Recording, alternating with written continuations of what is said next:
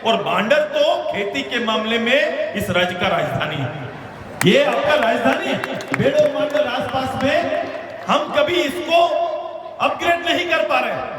हम इसको किसान को ये किया जा सकता है, यहाँ जो काम सबसे ज्यादा करना है, हमारे पास अपनी ताकत का आकलन करना पड़ेगा। तो मांडर की शक्ति क्या है? मांडर की शक्ति यहाँ के किसान और खेत है। लोकसभा चुनाव का वक्त है और ऐसे में हम मांडर क्षेत्र में आए हैं।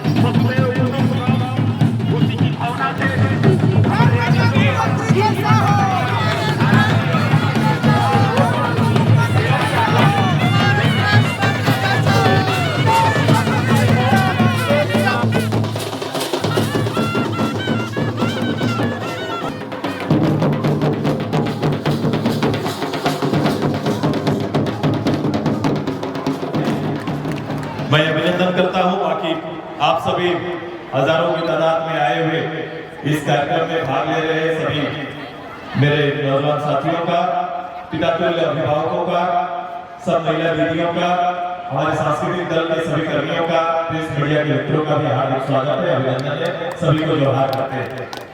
आज एक ऐसी शक्ति जिन्हें हजारों की तादाद ने चुनकर सामने लाया, एक नई राजनीतिक सोच और विचार में खुद को समाहित करने की तैयारी में आज इस साधना स्थल पर हम सभी लोग इकट्ठा हुए। मैं जब इनको सुन रहा था तो इनकी बातों में क्षेत्र की वेदना थी। ये क्षेत्र के बारे में जहां ये असहज महसूस कर रहे थे, उन विषयों की चर्चा कर रहे थे और तुलनात्मक बातें कर रहे थे। जिस प्रदेश में हम लोग सभी हैं, मुझे लगता है कि ओतप्रोत झारखंडी परिवार हमारा यहाँ बैठा हुआ है, जिसके जहन में झारखंडियत है और वो हमेशा उनका विचार झारखंड के हित में रहा। मैं वैसे परिवार के बीच में एक नवीन सोच को, एक नई सोच को, एक ऐसी सोच जिन्होंने इस प्रदेश की स्थापना के लिए अपना योगदान दिया है। हमारी पार्टी और पार्टी के सदस्य इस क्षेत्र से भी, मांडर आसपास के क्षेत्र से भी इन लोगों ने इस राज्य के निर्माण में अपना योगदान दिया है। मैं उन साथियों का आभार व्यक्त करता हूं और लगभग मांडर विधानसभा के हर गांव, हर घर की इच्छा को भी आभार व्यक्त करते हैं जो झारखंड की नीति और सोच के साथ था। लेकिन आप देखेंगे जो नेतृत्व आपको मिला है, और मैं बड़ा आश्चर्य रहता हूं नेतृत्व को लेकर कि विधायक का आना, पार्लियामेंट का आना, ये कई तरह के विषय हो सकते हैं। राजनीतिक गठजोड़ में लोग माहिर हो सकते हैं, सामाजिक गठबंधन को करके भी लोग विधायक प्रतिनिधि बन जाते हैं। कभी भी इस क्षेत्र में गठबंधन इस बात को लेकर नहीं हुआ, विचार इस बात को लेकर नहीं हुआ कि मांडा, रिटकी और आसपास के सभी ब्लॉकों पे आम लोगों के साथ खड़ा होकर इसके विकास के पैमाने पर काम किया जाए। ऐसा सोच कभी पैदा ही नहीं हुआ, न ऐसा कोई शब्द का उत्पत्ति इधर हुआ है। मुझे नहीं लगता है कि कभी यहाँ के लोग डेवलपमेंट पर चर्चा करते हैं, यहाँ के प्रतिनिधि विकास आधारित बात करते हैं। यहाँ के लोग सरकार से आगे सोचना जब तक प्रारंभ नहीं करेंगे तब तक ये चीजें नहीं बन सकती, क्योंकि ये जानते हैं, यहाँ का गणित जानते हैं। वो जानते हैं कि यहाँ के हमारे साधारण आदिवासी परिवार, हमारे अल्पसंख्यक परिवार, हमारे मूलवासी परिवार, इनके साथ कौन सा, उनको टैक्टिक्स बोलते हैं राजनीति में, कि कौन सा ऐसा काम किया जाए, कौन सा ऐसा विषय को छेड़ा जाए ताकि इनको गोलबंद किया जा सके, और जब गोलबंद होगा तो मेरे पक्ष में मतदान करेंगे। ये टैक्टिक्स 20 साल 40 साल तक चला, ये मैंने नहीं सीखा कभी। मैं बधुरा हूं इस मामले में, मेरे गणित कभी भी ये कहता ही नहीं। मैं प्रदेश के लिए लड़ा, जब हम लोग अलग राज्य की बात करते थे, देवसरदा अभी थे यहाँ पर, अलग राज्य की बात करते थे तो अलग राज्य मांगने वालों के पार्टी में ये लोग खड़े नहीं थे। उस समय अलग राज्य के विरोध में जो शब्द चलते थे, अलग राज्य ना हो इसके लिए जो काम करते थे, उनके साथ खड़ा होकर लोग जिंदाबाद करते थे। अब वो इस प्रदेश की पाठ पढ़ाते, इस प्रदेश के अच्छे और बुरे पर बात करते हैं। हाँ, सभी को करना चाहिए, बात करिए, चर्चा करिए, लेकिन ये कैसा हो सकता है? एक आदमी 4 या 6 पार्टी के विचारधाराओं में अचानक आसानी से समझ आता है। कैसे हो सकता है कि आप एक किसी पार्टी से आपने अपना राजनीति प्रारंभ करते हैं, समय के साथ साथ टिकट के आधार पर अपना पार्टी बदलते हैं, फिर पार्टी बदलते हैं, फिर पार्टी बदलते हैं, तो आप सभी पार्टी में अच्छे लगते हैं, सभी पार्टी में सच जाते हैं। ऐसी विचारधारा यहाँ पर काफी चलती है और लोग भी कहीं ना कहीं इसको लेकर बड़ा चिंतित रहते हैं। उनमें अपनी इतनी ताकत और क्षमता स्थापित नहीं हो पाती है। क्या इन विषयों पर कभी हम लोग भी एक मंच में खड़ा होकर विचार प्रारंभ करेंगे? ऐसा हो नहीं पाता है, क्योंकि आम साधारण गरीब परिवार से आज के दिन में नेता पैदा करना बहुत कठिन काम है। क्योंकि आज साधारण लोगों के लिए ये नेतागिरी रहा नहीं, क्योंकि साधारण परिवार अच्छा सोच सकता है लेकिन नेतृत्व करे उसके लिए आज के दिन में प्रबंधन बहुत बड़ा चीज हो गया। वो सच्चा आदमी इसलिए आगे नहीं आ पा रहा है। मैं ऐसे ही वातावरण को, मैं उस वातावरण को जो आपके जहन में चल रहा है, ये ऐसा व्यक्तित्व मिले जिसके व्यक्तित्व को हम लोग चर्चा कर सके, ऐसा व्यक्तित्व जो मेरे भावनाओं का सम्मान कर सके, और ऐसा व्यक्तित्व को कहीं ना कहीं खड़ा करने के लिए परमेश्वर जी, आदिल जी, हमारे आशुतोष भाई और इनकी पूरी टीम, कुजूर मैडम, हमारी जिला परिषद अध्यक्ष, 5 प्रतिनिधि यहाँ पर है। ये कहीं ना कहीं किसी रूप से मेरी आग्रह होगा कि सबसे पहले विचारधारा को एक लाइए और विकास आधारित राजनीति को जोर दीजिए। तो मैं आग्रह करने आया, क्योंकि मैं मानता हूं कि कितना समय लगेगा हम जैसे प्रदेश को आगे जाने के लिए। आप सोचो, तुलना करो तो मैं आप मानूंगा, मैं ऐसे राजनीति की ऐसे चीजों पर जाता नहीं, लेकिन आशुतोष तुलना कर रहे थे तो मैं इस बात को कहा, लेकिन एक तुलना मैं कर रहा हूं। सोचो, मैं राजधानी से 30 किलोमीटर इधर, हम लोग रांची से 30 किलोमीटर पीछे। अब बताओ, रांची से 30 किलोमीटर पीछे और 30 किलोमीटर आगे चले जाओ, बाएं चले जाओ, दाहिने चले जाओ, उधर का तरक्की देखो। थोड़ा आगे चले जाओ, उधर चले जाओ, रामगढ़ चले जाइए, हजारीबाग चले जाइए, धनबाद, बोकारो, तरक्की का क्या है पैमाना है। हम जब जैसे जैसे पीछे आते हैं, इधर तरक्की का जो पैमाना है वो कमजोर पड़ते जाता है। ऐसा नहीं है, लोग कहेंगे उधर खान संपदा है, ये है, इसलिए ऐसा होता है। ऐसा नहीं है, हमारे इस क्षेत्र में भी अब खान संपदा का, मैं कल गया था चतरा से लेकर लतेहार के अंत तक, यहाँ पगड़ू पहाड़ से लेकर गुमला के एकदम बॉर्डर तक हमारा यहाँ भी माइंस है, हमारे यहाँ भी माइंस है। इस राज्य में वो की शक्तियां यहाँ नीचे है, विद्यमान है। और बांडर तो खेती के मामले में इस राज्य का राजधानी है, ये आपका राजधानी है। बेड़ो बांडर आसपास में हम कभी इसको अपग्रेड नहीं कर पा रहे। हम इसको किसान को ये किया जा सकता है, यहाँ जो काम सबसे ज्यादा करना है, हमारे पास अपनी ताकत का आकलन करना पड़ेगा। तो मांडर की शक्ति क्या है? मांडर की शक्ति यहाँ के किसान और खेत है। मांडर की शक्ति, मांडर का ताकत। तो काम कहाँ करना चाहिए? मुझे किसानों के ऊपर काम करना चाहिए, मुझे इस खेत के ऊपर काम करना चाहिए, ताकि इस खेत से ही उसके जीवन स्तर को हम लोग बदल सकते हैं। क्योंकि आमदनी जो है खेत में अपने मेहनत से चल रहा है, बहुत ज्यादा सरकारी सहयोग रहता नहीं। मैंने देखा, मुझे लगा कि सरकार ने कोई बड़ा नहर खोल दिया क्या, ऐसा नहीं है। अपना कुआं से पटवन लोग कर रहे हैं, किसी तरह से तार छिप छाप के तार लेते हैं और अपना काम करते हैं। सबसे ज्यादा होना चाहिए कि मांडर बेड़ुआस की आसपास के टोटल गांव में किसान के लिए अलग से बिजली का कनेक्शन देना चाहिए और मुफ्त कनेक्शन होना चाहिए। तो फिर देखिए, यहाँ पर केवल यही काम करना चाहिए कि जो उसका रोजी रोटी है उसमें उसको मददगार बनिए। मुझे मुफ्त में बिजली दीजिए और बिजली हमारा जो गांव का बिजली और सेपरेट किसान का बिजली को सेपरेट कर दीजिए। और फिर देखिए, किसान अपनी आमदनी को तुरंत दोगुना करके देखा। जब आमदनी दोगुना होगी तो घर में मेरे परिवार का बेटा भी अच्छा स्कूल में जा सकता है। आज के दिन में हम मजबूर हैं, हम कहते हैं कि ध्यान कहाँ देना चाहिए। सौभाग्य से शिक्षा मंत्री भी इधर रहे, ध्यान कहां देना चाहिए। आज लोग आदिवासी मूलवासी की बात और चर्चा करते हैं, एक बार भाषण देने उठते हैं तो 6 बार उनका नाम लेंगे। लेकिन आज के दिन में सबसे तकलीफ कहां पर है कि सरकारी विद्यालय में आप ये जानते हैं कि हमारा पीढ़ी आगे पढ़ेगा तो बढ़ेगा, हमारा पीढ़ी पढ़ेगा नहीं तो बढ़ेगा नहीं। तो पीढ़ी को पढ़ाने के लिए बच्चे, हमारे 70% बच्चे गांव गरीब गुरुआ के बच्चे जो बीपीएल गरीबी रेखा से नीचे जीवन जी रहे हैं, उसके बेटा बेटी कहां पढ़ते हैं? उसका बेटा बेटी सरकारी विद्यालय में पढ़ते हैं। सरकारी विद्यालय में कोई बाहर का लोग आके नहीं पढ़ रहा है, यहीं का कोई आदिवासी, शेड्यूल कास्ट और ओबीसी का परिवार का बेटा ही पढ़ रहा है, बेटी ही पढ़ रही। लेकिन उसके लिए सुविधा क्या है? उसके लिए सुविधा एक पारा टीचर है, एक विद्यालय 1 to 5 पारा टीचर, मिडिल स्कूल में किसी तरह से टीचर, और खिचड़ी विद्यालय के रूप में हमारा विद्यालय चल रहा है। और 10 तक तो पास स्कूल हो गया है, फेले नहीं होना है, फेले नहीं होना है तो फिर 10 तक चलो, ऐसे ही चलते हैं। अब बताओ, जिसका नींव कमजोर होगा, जिसकी पढ़ाई की बुनियाद कमजोर होगी, आरक्षण भी हमारा है, आरक्षण हमारा है, नौकरियां मान लो कल आएंगी भी, तो क्या मांडर और भेड़ों का बच्चा लोग जाके कर पाएगा? क्या मगरा उरांव का बेटा जाके कोई कंपटीशन पूरा कर पाएगा? नहीं कर पाएगा। जेवियर में जिसका बेटा पढ़ रहा है उसी का बेटा कर पाएगा।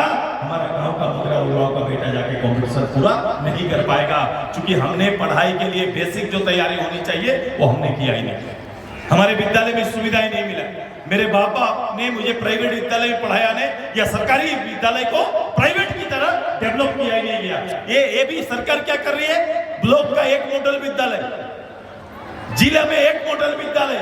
अब बताओ, इस रफ्तार से सरकार और शिक्षा विभाग चलेगा तो आने वाले 50 साल में भी हमारा गांव का विद्यालय मॉडल विद्यालय नहीं बन पाएगा। मेरे गांव के बच्चों में हमारा किताब या पढ़ाई टीचर नहीं मिल पाएंगे। 1.5 लाख पद खाली है टीचर का।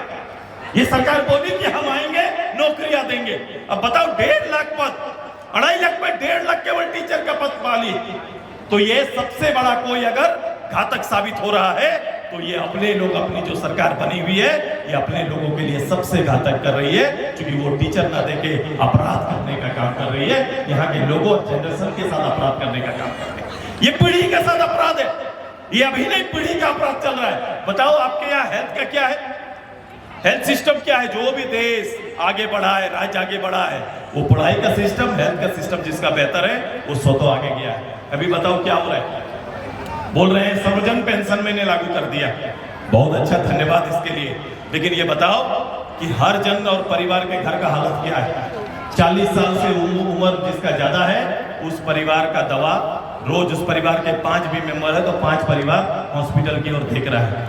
घर में एक परिवार का एक बार प्राइवेट हॉस्पिटल में अगर कोई परिवार 2 दिन के लिए चढ़ जाएगा तो 1 साल का वित्तीय स्थिति खराब हो जाएगा। प्राइवेट हॉस्पिटल जाने के बाद पूरे 1 साल का एक बार जाइए, एक बार चढ़िए, और चढ़ने के बाद कोई भी बिल आप देख लो, 10,000 से नीचे का बिल कोई प्राइवेट हॉस्पिटल में आता है क्या? 10,000 से नीचे का कोई बिल नहीं रहेगा आपका, और 10,000 से नीचे का बिल नहीं रहेगा। और अच्छी बात यह है कि आप बाजार जाते हैं, हमारे किसान मेहनत से सब्जी उगाते हैं, बाजार जाते हैं, आलू 3 रुपया दे रहा है तो आप बोलते हैं कि फलना 2.5 रुपया दे रहा है। ये मोल करना चालू कर देते हैं। 3 रुपया में हम लोग मोल करते हैं।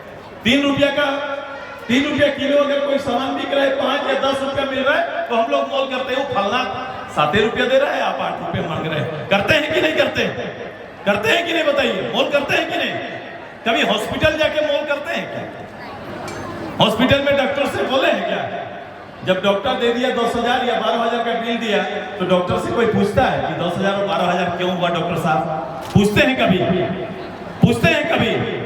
जिस पानी का बोतल को बनाने में 30 रुपया खर्च होता है, हमारे शरीर में जब चढ़ाता है, गांव का भी कोई एक चलता फिरता डॉक्टर चढ़ा देता है तो 200 रुपया लेता है। जिस बोतल का कीमत 30 रुपया है, हम लोग कभी उसमें पूछने नहीं जाते हैं कि क्यों 20 रुपया 30 रुपया का सामान 300 रुपया में ले रहे हैं। हम लोग नहीं पूछते। 2-2.5 रुपया में हम लोग पूछने लगते हैं। इतना मेहनत से सब्जी लेके बाजार में आता है, उसके साथ हम लोग पूरा खुदगर्दी करने लगते हैं कि ये नहीं होना चाहिए, ये खराब है, वो अच्छा है। डॉक्टर के बिल के साथ हम लोग नहीं गए, चूंकि यहाँ जो पैमाना अलग है, व्यापार बना दिया है, सिस्टम ने चीजों को व्यापार बना दिया, और ये व्यापारी कहीं ना कहीं हमारा दोहन कर रहे हैं, हमारे परिवार का दोहन कर रहे हैं, और उसका हिसाब हम नहीं ले पाते।